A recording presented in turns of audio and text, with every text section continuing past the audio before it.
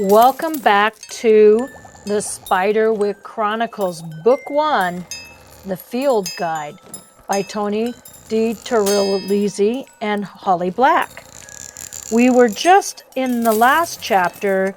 They got into the wall and they discovered that there was a room, a dumbwaiter, and it took Jared up to a secret room, if you remember that. And he wasn't sure where he was. So, here is chapter 3, in which there are many riddles. Jared looked around the room. He has his candle right there to help him be able to see. Jared looked around the room. It was a smallish library with one huge desk in the center. On it was an open book and a pair of old-fashioned round glasses that caught the candlelight.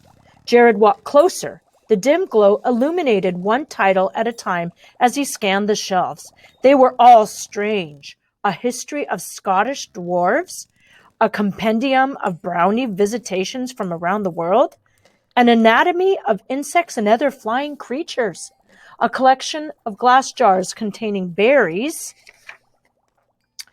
dried plants, and one filled with dull river stones sat at the edge of the desk. Nearby, a watercolor sketch showed a little girl and a man playing on the lawn. Jared's eyes fell on a note tossed on top of an open book, both coated in a thin layer of dust. The paper was yellowed with age, but handwritten on it was a strange little poem. Here it is. In a man's torso you will find my secrets to all mankind. If false and true can be the same, you will know of my fame. Up and up and up again. Good luck, dear friend. He picked it up and read it through carefully. It was as though a message had been left just here for him. But by whom? What did the poem mean? He heard a shout from downstairs. Mallory! Simon! What are you doing?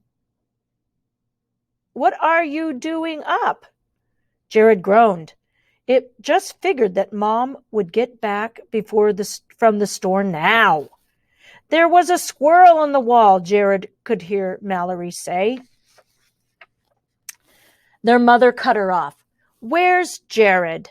Neither of his siblings said anything. You bring that dumbwaiter down if your brother is in there. Jared ran over in time to watch the box disappear down into the wall. His candle choked on wax and sputtered from his sudden movement, but it didn't go out. Good thing. You see, Simon said weakly, the dumbwaiter must have showed up empty. Well, where is he then? I don't know, Mallory said. In bed asleep? Their mother sighed. Well, go on, both of you, and join him now. Jared listened to the retreating steps. They'd have to wait a while before they snuck back down to get him. That is, if they didn't just figure that the dumbwaiter had taken him all the way upstairs. They'd probably be surprised not to find him in bed. How could they know he was trapped in a room without a door? There was a rustling behind him.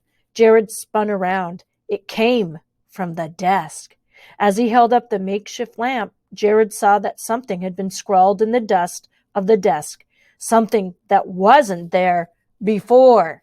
It says, click, clack, watch your back. I'd be terrified. Jared jumped, causing his candle to tilt. Running wax snuffed the flame. Uh-oh! He stood in the darkness, so scared he could barely move. Something was here in the room, and it could write. He backed toward the empty chute, biting the inside of his lip to keep from screaming. He could hear the rustling of bags downstairs as his mother unpacked groceries. Oh, that'd scare me to death. And he says, What are you? What's there? He whispered into the darkness. What are you? Only silence answered him. I know you're there, Jared said. But there was no reply and no more rustling. Then he heard his mother on the stairs, a door, and nothing. Nothing but a silence so thick and heavy that it choked him. He felt that even breathing too loudly would give him away. Any moment the thing would be upon him. There was a creak from inside the wall. Startled, Gerald dropped the jar, then realized it was only the dumbwaiter. He felt his way through the darkness. "Get in," his sister whispered up the shaft. Jared squeezed into the metal box. He was so filled with relief that he could barely notice the ride down to the kitchen. As soon as he got out, he started speaking. "There was a library, a secret library with weird books, and something was in there. It wrote in the dust." "Shh, Jared," Simon said. "Mom's going to hear us." Jared held the piece of paper with the poem on it. "Look at this. It has some kind of directions on it." "Did you actually see anything?" Mallory asked. "I saw the message in the dust. It said, 'Watch your back,'" Jared replied hotly. Mallory shook her head. "That could have been written there ages ago." "It wasn't," Jared insisted. "I saw the desk and there was nothing written there before." "Calm down," Mallory said. "Mallory, I saw it." Mallory grabbed his shirt in her fist. "Be quiet." "Mallory, let go of your brother." Their mother was standing at the top of the narrow kitchen stairs wearing a less than pleased expression.